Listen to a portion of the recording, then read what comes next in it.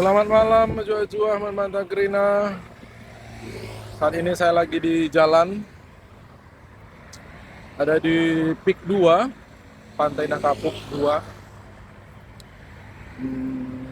Perjalanan pulang setelah tadi ada pertemuan dengan Pak Gembala ya, dan tim pejabat gereja. Ini mau pulang, saya mau perlihatkan ke teman-teman semuanya bagaimana suasana jalan dari Pik 2 menuju Kalideres. Ayo kita lihat.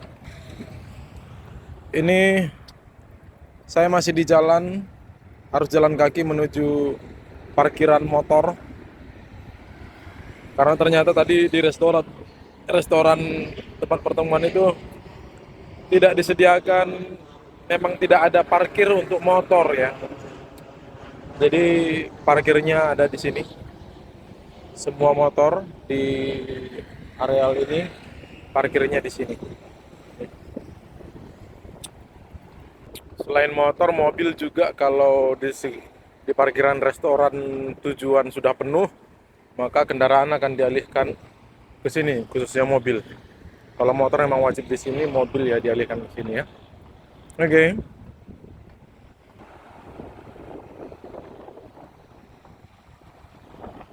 Itu jalan jembatan menuju Pik 1, kemudian lanjut ke Jakarta Kalideres ya. Ini kita lewati. Oke. Ini parkiran motornya. Kita langsung ambil motor. Nih motornya. Ada pesawat lewat. Yuk. Oke. Sekedar saran bagi teman-teman, Bapak Ibu yang barangkali berencana untuk berkegiatan di pinggir pantai pada malam hari itu anginnya kencang sekali ya. Angin dari laut ke darat itu kencang sekali nih. Saya tunjukkan seperti ini. Jadi kalau nggak kuat dengan kondisi itu bisa menyediakan shawl atau jaket ya demi kesehatan. Tuhan berkati. Baik, kita lanjutkan perjalanan pulang dari parkiran.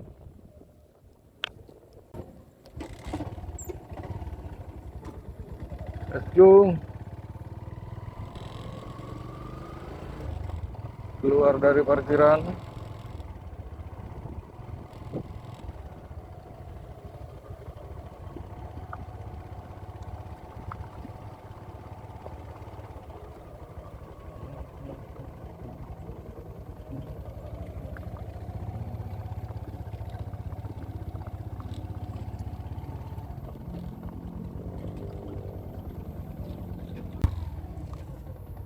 Silakan tempel kartu. Mohon tunggu.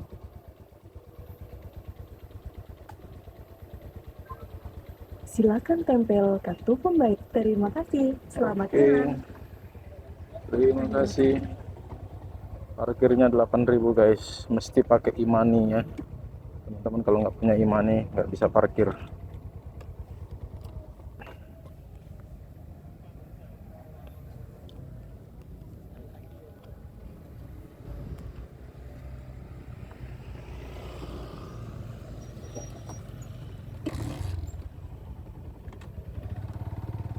Arkipul, mari kita pulang. Emang ini yang benar kan?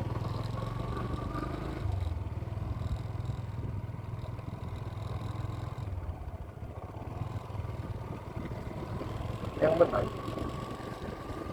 Oke, tadi yang benar. Oke.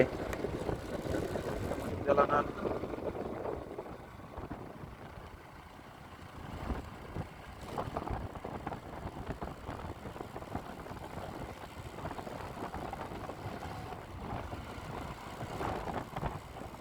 Perjalanan dimulai, tinggalkan Pik 2.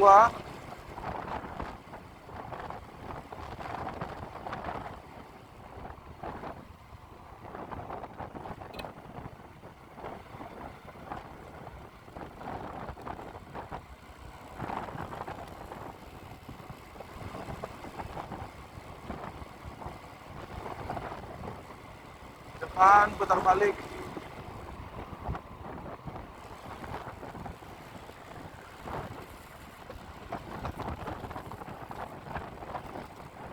Putar balik. Putar balik. Inilah daratan Pik 2 yang tadinya ini lautan ya. Jadi reklamasi diuruk, laut diuruk guys. Kemudian jadi daratan, jadi pulau seperti ini. Wah, itulah salah satu bentuk perkataan Tuhan dalam kitab Kejadian.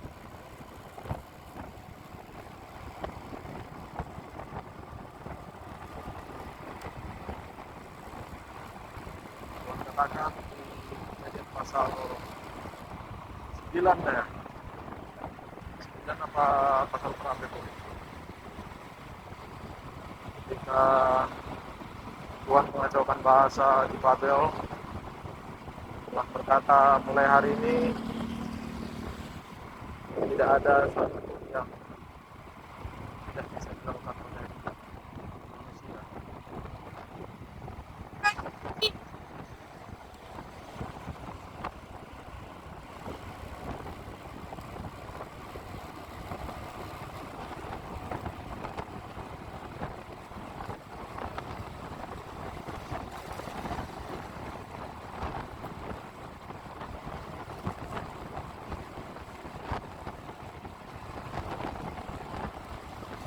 Mantap guys.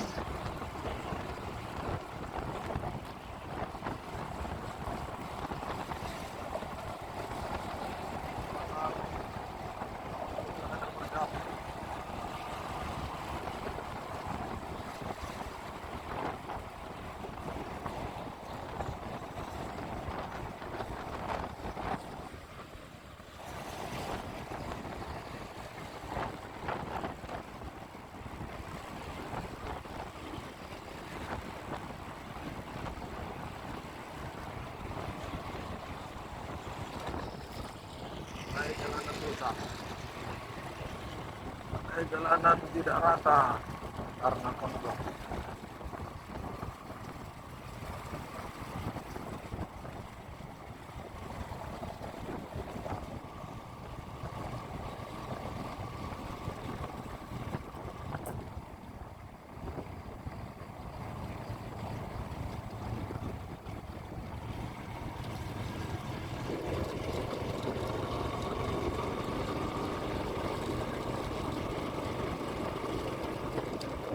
Masih banyak tanah kosong di Pik 2 ini, teman-teman kalau berminat bisa bisa ambil ya, beli kapling,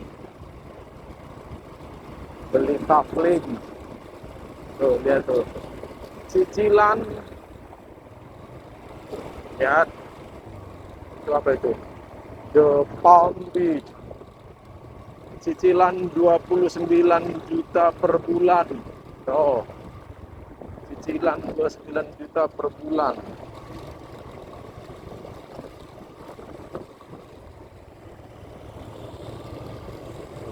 Juta per bulan. Cicilan apa itu guys? Itu kontrakan saya itu 2 tahun. Biaya kontrak rumah 2 tahun saya itu. Hanya untuk cicilan per bulan. Masih. Kalau nggak mau jangan ya. Nanti ke lantai ini itu ada 5 kali 15 meter. Cicilan 24 juta per bulan. Mantap kan? Mantap.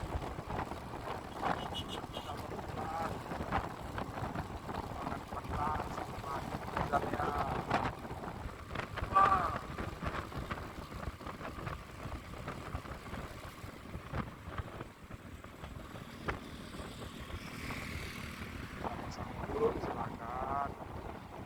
Kalau tidak apa-apa, ingat nilai diri kita jangan dibangun di atas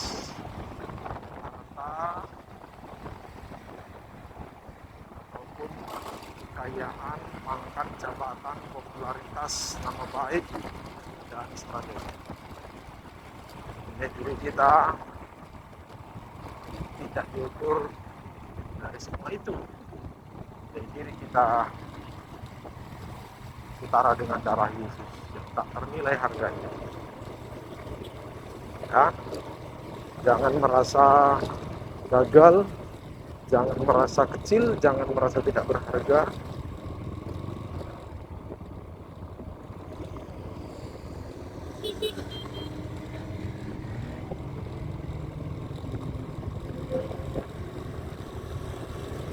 Jangan merasa kecil, gagal, dan tidak berharga hanya karena kita tidak memiliki harta, jabatan, popularitas, tidak disandung dihargai orang. Ya, ya. Bagimu dan bagiku Tuhan telah mati dan hidup bangkit. Bagimu dan bagiku Ia telah berkorban. Bagi kita yang bukan siapa-siapa ini menurut dunia, Tuhan telah memberikan hidupnya. Sebegitu besar kasih Allah kepada kita. Jangan pernah menilai diri berdasarkan hal-hal dunia yang mana itu tadi. Lihatlah, mau berharga, mau mulia di mata Tuhan.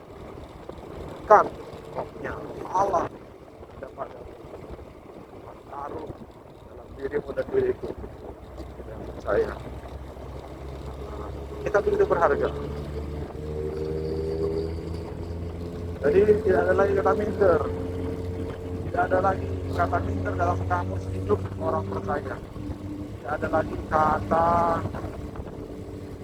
kecil hati, tidak ada lagi kata rendah diri dalam kamus hidup orang makan. Orang berharga, orang percaya. Nah, ini kesempatannya. Yang pertama, menara yang tinggi berdiri. Itu hanya batu, semen, dan baja, ya, dan material-material yang lain. Jangan pernah kita merasa bangga, merasa berhasil karena kita memiliki semua itu. Keberhasilan kita, kebanggaan kita, kebahagiaan kita bukan karena pemilikan atas dunia. Tapi keberhasilan orang percaya adalah kita dalam segala kondisi, dalam segala keadaan hidup kita tetap berkenan di mata Tuhan, kita melakukan apa yang benar di matanya. Tuhan dalam segala perkara. Rasul Paulus katakan, baik jika engkau makan, jika engkau minum, jika engkau melakukan sesuatu yang lain, lakukanlah semuanya untuk kemuliaan Tuhan. Dia kalimatkan dalam surat yang lain, kata hidupku bukannya aku lagi, tapi Kristus yang hidup dalam aku. Itu Rasul Paulus yang tahu betul bahwa hidup ini bukan tentang kita, tapi tentang Tuhan. Tuhan rencana besar, yang memiliki rencana yang indah, keselamatan jiwa setiap orang, termasuk kita. Inilah fokus kita satu-satunya, hendaknya menjadi PR kita bersama, yaitu mengarahkan hidup kita kepada surga, mengarahkan hidup kita, mengarahkan hati kita kepada Tuhan. Gitu ya. Oke, lanjut perjalanan pulang.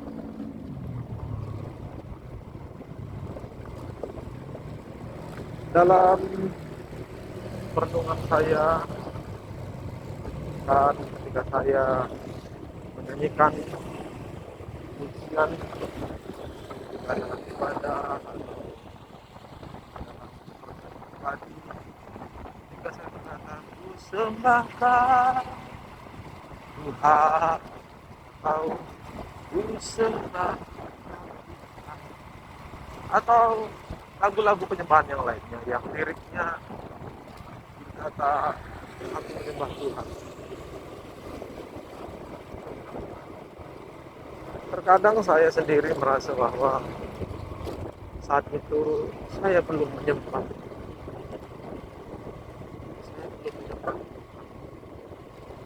Kenapa? Karena saya merasa saat itu tidak menyembah Tuhan.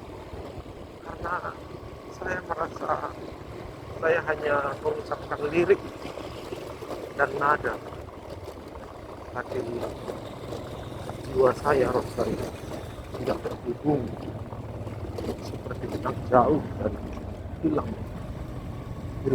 dari radar Tuhan. Karena kurang penghayatan barangkali. Nah, yang mau saya sampaikan di sini tentang menyembah Tuhan, seringkali atau barangkali kita pernah merasa bahwa ketika kita menaikkan pujian, ku sembah kau Tuhan, ku sembah kau Tuhan, atau menyembah, atau lagu-lagu yang lain yang bernuansa penyembahan. Mungkin kita pernah merasa bahwa ketika kita mengucapkan syair dan nada lagu itu, kita merasa kita sudah menyembah Tuhan. Saya pernah seperti itu. Saya pikir ketika saya menaikkan pujian itu, saya sudah benar-benar menyembah Tuhan. Padahal penyembahan dengan nyanyian itu dua hal yang berbeda. Ya. Penyembahan dan nyanyian itu dua hal yang berbeda, teman-teman. Ketika kita menyembah Tuhan, belum tentu. Ketika kita menaikkan nyanyian atau menyanyikan satu lagu pujian, belum tentu kita sedang menyembah Tuhan, walaupun lirik lagu itu berkata kata-kata tentang penyembahan.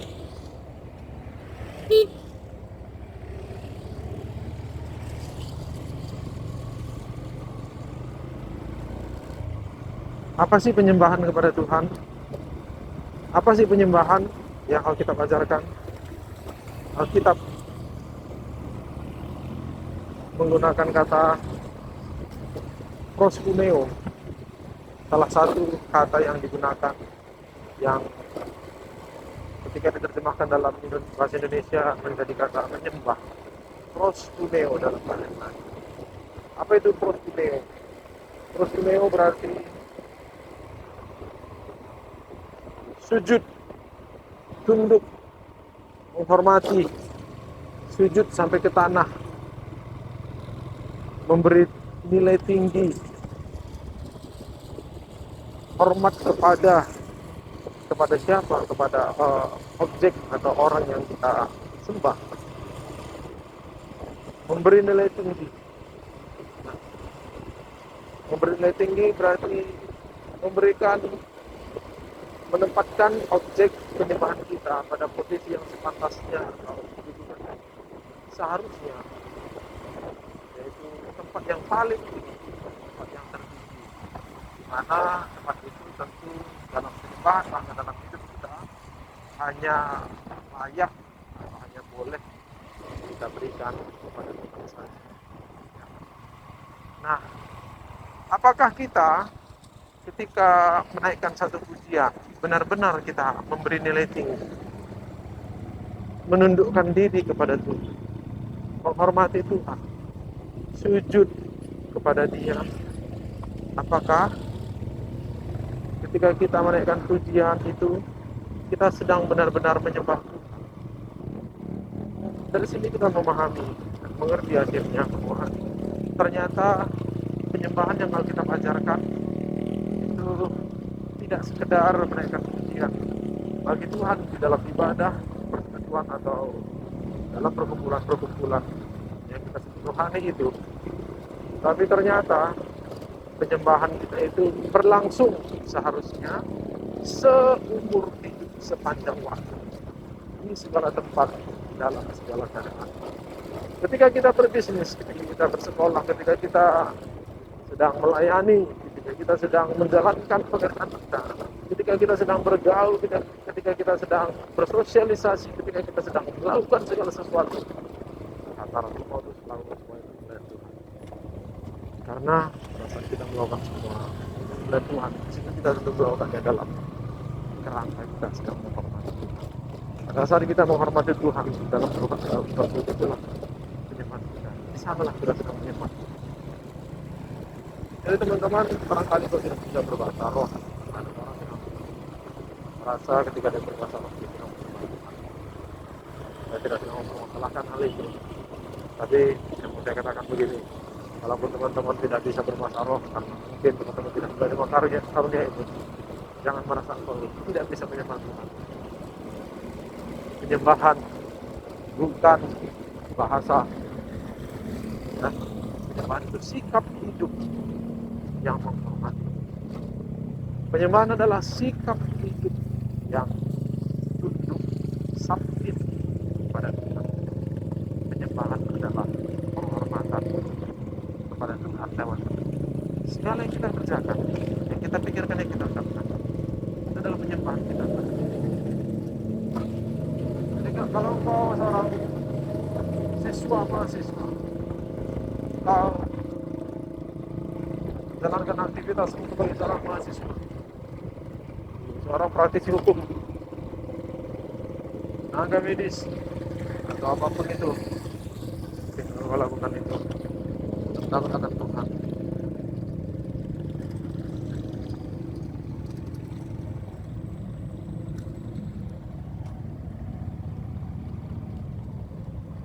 Maka engkau sedang menyembah Tuhan. Bukan berarti ketika kita sudah hidup benar, akhirnya kita melalaikan penyembahan kita.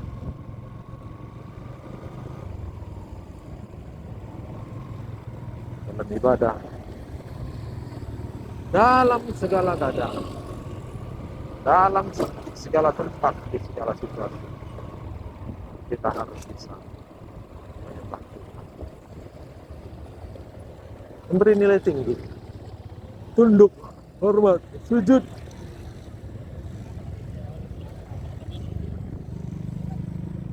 Itu adalah penyembahan. Hari ini jika engkau tidak menghormati Tuhan, hari ini jika engkau tidak mengasihi orang tuamu, padahal Tuhan bilang, hormatilah ayahmu dan ibumu. Kalau engkau tidak mengasihi keluargamu, saudaramu, orang tuamu, terus engkau merasa ketika engkau berbahasa roh dan engkau merasa engkau sedang menghormati Tuhan, menyembah Tuhan, tidak, engkau tidak sedang menyembah, engkau sedang menghina Tuhan. Orang yang menyembah Tuhan, dia pasti menghormati orang tua. Orang yang menyembah Tuhan, dia pasti mengasihi sesamanya. Orang yang menyembah Tuhan, pasti dia juga menghormati dirinya secara pantas, mengasihi dirinya secara pantas, sebab dia tahu segalanya terjadi haruslah berbuat kepada satu hal saja, yaitu memuliakan Tuhan dalam segala. Itu teman-teman perluan saya tentang penyembahan, ya. Menyembah jangan kita pahami secara dangkal. Oh, kalau menyembah berarti harus angkat tangan. Kalau menyembah Tuhan berarti harus kepalanya harus sujud ke tanah. Kalau menyembah Tuhan berarti harus tutup mata. Menyembah Tuhan hanya boleh di gereja. Menyembah Tuhan hanya pada saat ibadah saja. Tidak. Menyembah Tuhan dimanapun, kapanpun, dalam segala keadaan. Kalau menyembah Tuhan harus angkat tangan. Bagaimana dengan mereka yang tidak sanggup mengangkat tangan atau mungkin memiliki tangan? Mereka lakukan. Pada akhirnya mereka tidak bisa menyembah Tuhan, atau penyembahannya menjadi tidak sempurna. Tidak, menyembah Tuhan tidak diukur dari apakah engkau mengangkat tangan atau tidak. Itu adalah ekspresimu. Tidak engkau merasa engkau harus mengangkat tangan untuk menunjukkan hormat kepada Tuhan, maka angkat tanganmu. Namun jangan mengangkat tangan hanya karena orang lain angkat tangan. Mengangkat tanganlah karena engkau merasa patut engkau kerjakan, patut engkau lakukan dalam rangka untuk menghormati Tuhan. Menyembah Tuhan bisa sambil angkat tangan, tapi tidak harus angkat tangan. Menyembah Tuhan bisa sambil bersujud, kepalamu menjunjung tanah ke lantai. Tapi itu pun adalah ekspresi, tidak harus bisa engkau lakukan, tidak mengapa. Menyembah Tuhan itu bukan tentang angkat tangan, berbahasa roh atau tidak, berpakaian putih, berpakaian warna tertentu, oh harus pakai jubah, oh kalau menyembah Tuhan itu haruslah sambil menutup mata, memejamkan mata. Menyembah Tuhan itu harus ibadah, harus dalam gereja. Oh kita harus berpuasa dulu kalau kita mau menyembah Tuhan. Oh kita harus menyucikan diri dulu. Kita harus suci setiap hari. Karena setiap waktu adalah pilihan kita kepada Tuhan. Setiap waktu adalah penyembahan kita kepada Tuhan. Jangan heran kalau kita melihat orang di gereja, di dalam ibadah, dalam persekutuan, dia tampak berbeda sama sekali ketika dia ada di luar persekutuan, di luar gereja, atau di luar ibadah. Karena mereka beranggapan bahwa Tuhan hadir pada saat ibadah. Ibadah hanya di gereja. Padahal sejatinya ibadah kita yang sejati itu setiap hari kita beribadah. Ibadah daripada abodah ibadah. Ternyata ibadah ini, abodah ini juga berarti bekerja. Abodah dalam bahasa Ibrani, salah satu pengertiannya selain ibadah atau berbakti pada Tuhan juga bekerja. Pekerjaan kita apapun itu ketika kita lakukan dengan benar, dalam tanggung jawab, dalam rangka kita menghormati Tuhan, kita bekerja dengan jujur, bekerja dengan serius, itu adalah ibadah kita. Kita beribadah kepada Tuhan.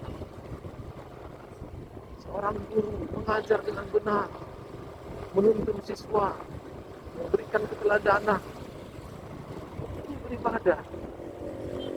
Seorang ibu yang memasak dan mendidik, merawat, mengarahkan anak-anaknya dengan sungguh-sungguh sebagai bentuk tanggung jawabnya dalam Tuhan. Ibadah kita kepada Tuhan. Seorang pengacara, praktisi hukum, tenaga medis, kita melakukan segala hal yang kita kerjakan. Kita lakukan semuanya itu dalam kesadaran bahwa kita sedang berbakti kepada Tuhan. Kita melakukannya dengan penuh tanggung jawab, dengan hormat, dengan hormat akan Tuhan, sikap hormat akan Tuhan. Kita tidak sembarangan. Seorang tenaga medis dapat diagnosa dengan benar. Dia tahu bahwa dia bertanggung jawab pada Tuhan. Dia merawat pasien, memberikan resep obat dengan benar, mendiagnosa dengan benar. Itu adalah ibadah. Dia bekerja dalam pekerjaan medis, dia beribadah. Itu adalah ibadah. Jadi ibadah kita bukan 1-2 jam saja. Ibadah kita adalah sepanjang hidup. Dalam segala hal yang kita kerjakan adalah ibadah kita. Makanya Rasul Paulus katakan, supaya aku makan, ketika aku melakukan sesuatu yang lain, lakukanlah semuanya itu untuk kemuliaan Tuhan. Kenapa? Karena memang dalam segala hal yang kita kerjakan, kita sedang beribadah kepada Tuhan. Jadi jangan heran kepada Tuhan. Jangan heran kalau ada orang tampil berbeda ketika beribadah di gereja dalam persekutuan doa, berbeda sama sekali ketika dia ada di luar persekutuan itu. tampaknya orang itu belum mengerti bahwa sesungguhnya ibadah itu bukan sekedar tapi ibadah sejati adalah segenap hidup bagi Tuhan, segenap hidup melayani Tuhan.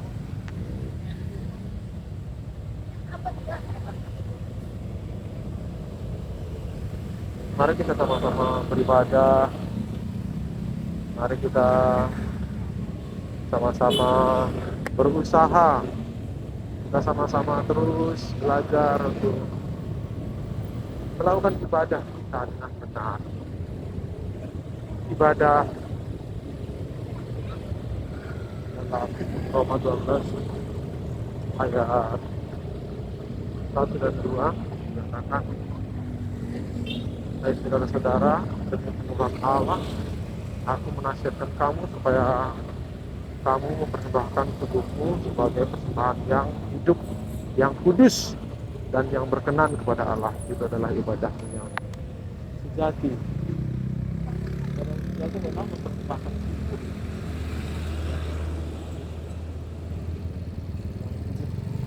dan berkenan kepada Allah. Agak berbeda ya. Rasul Paulus ajarkan bahwa persembahan kita, tubuh kita adalah persembahan yang hidup, bukan lagi persembahan tubuh yang mati. Dalam tradisi ibadah orang Yahudi, persembahan kepada Allah itu tubuh binatang yang mati. Tapi Rasul Paulus mengajarkan kita bahwa kita harus persembahkan tubuh kita yang hidup ini sebagai persembahan yang kudus kepada Allah. Nah, itu adalah ibadah yang sejati, yaitu apa? Kudus.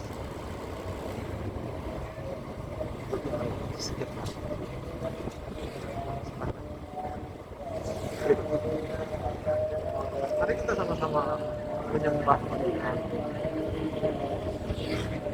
Mari kita sama-sama menghormati Tuhan. Haleluya, menghormati-Mu.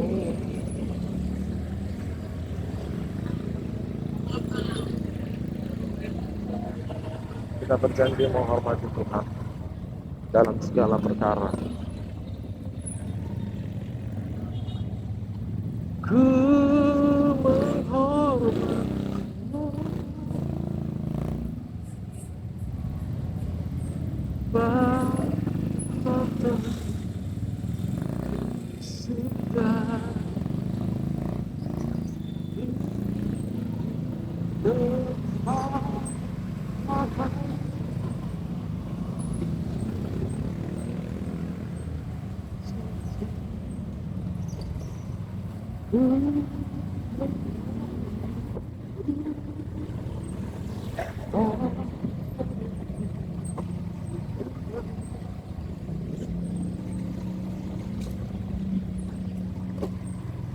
Love is always real.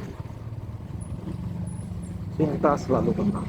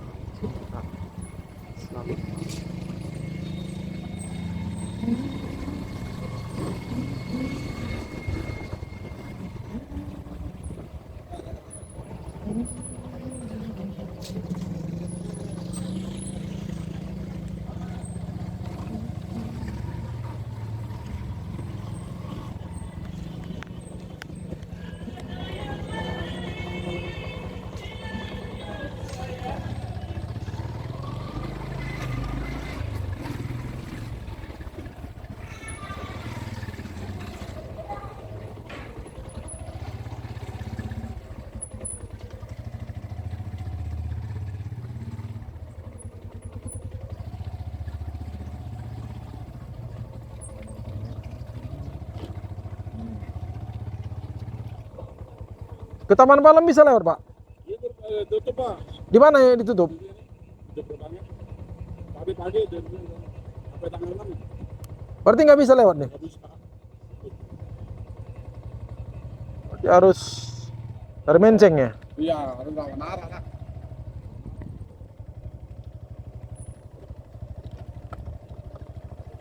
Kasih, Pak. Sampai tanggal 6 ya?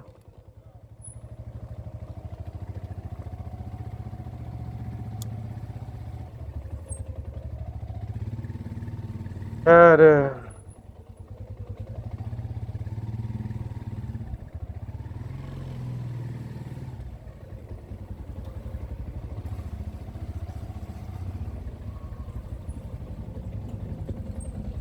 Bang, dari sini ke Taman Palem bisa nggak ya? Bisa lurus terus nanti ikutin jalanannya masih lurus kan belok kanan terus. Tapi temen saya berita kecil belok kiri. Oh gitu ya? Bisa ya? Iya bisa. Kasih Bang ya.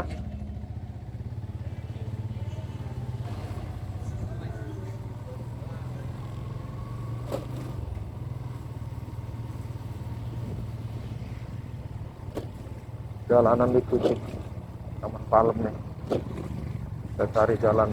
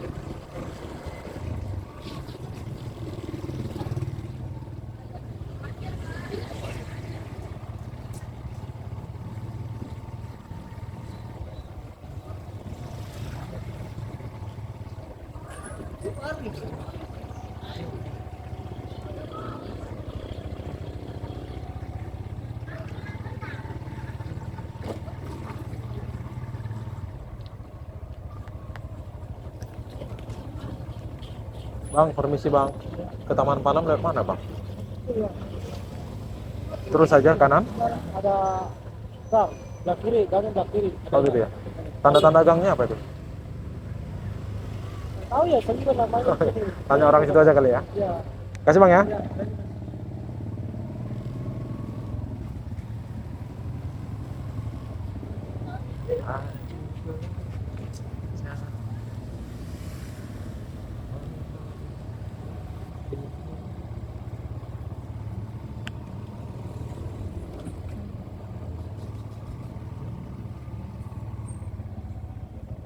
Bang, numpang tanya Bang, ke Taman Palem lihat mana Bang? Ada jalan.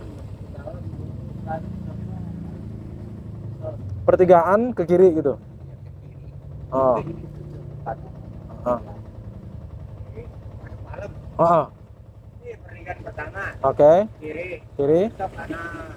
Oke. Nah, itu ke depan, stop lagi. Oh gitu ya. Itu banyak sih yang lewat situ.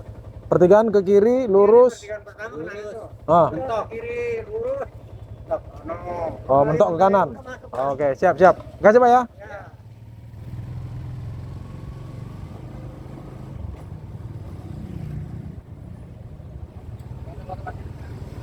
Pertigaan kiri,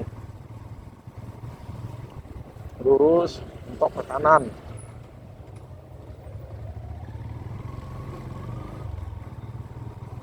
Pertigaan pertama. Nah, pertigaannya ini. Yang ini.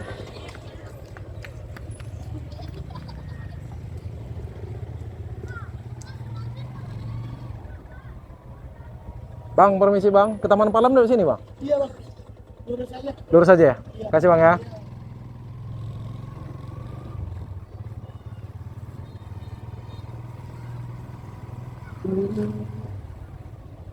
Bang, ke Taman Palem dari mana Bang? Kanan, kiri, lurus saja. Siap, makasih. Kanan, kiri, lurus saja. Oh. Taman Palem ke kiri Bang ya? Oh gitu. Oh ya, kasih Bang.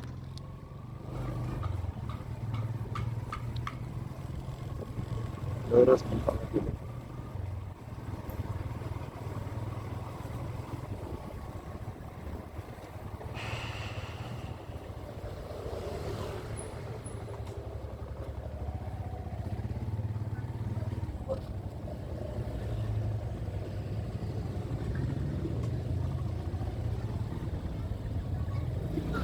Pak, ini ke Taman Palem, Pak ya? Iya.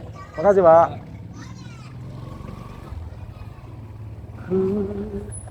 Oh, ini dia gerbangnya, guys.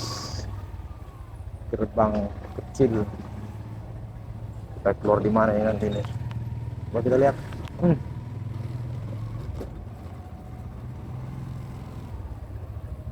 Warga sekitar tidak mau terisolasi, tetap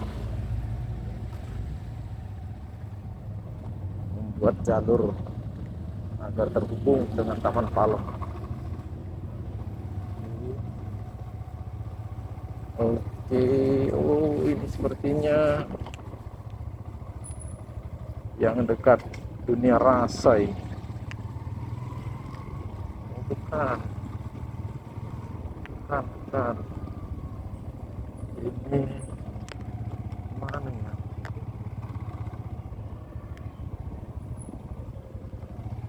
Palem yang mana ini?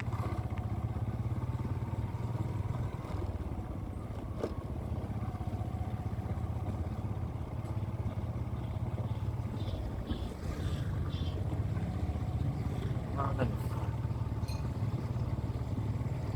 Ini yang di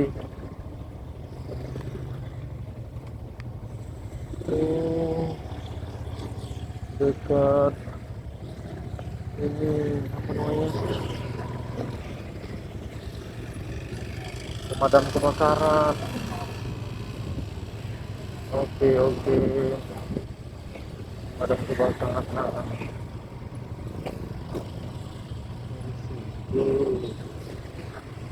Baiklah. Hah?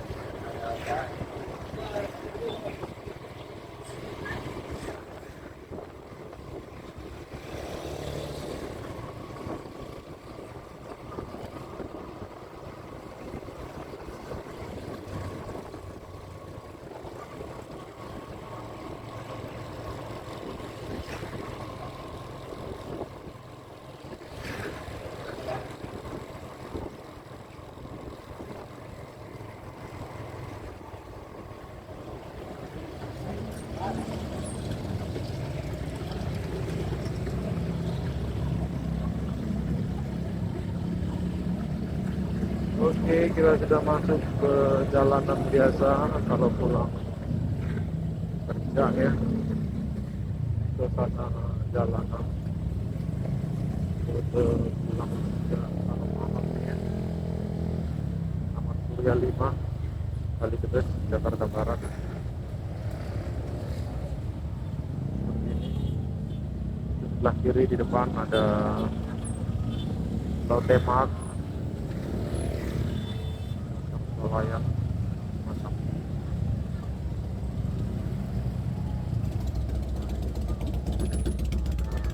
malam.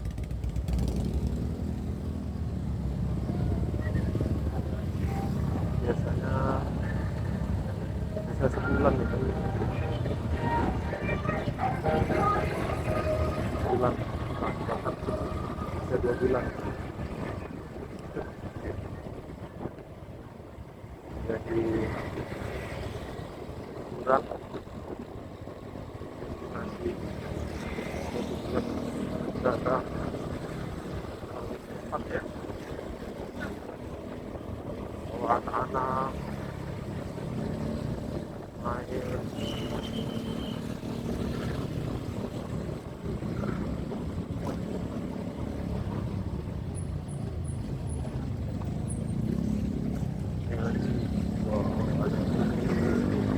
AI LG 43 Hz.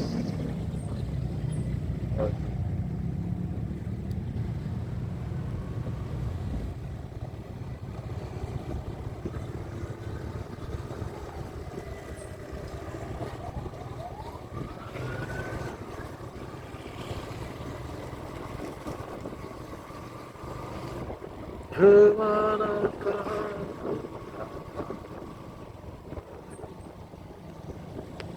yang jauh yang bersama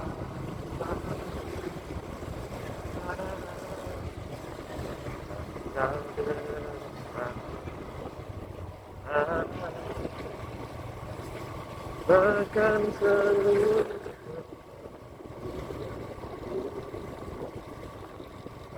bisa membawa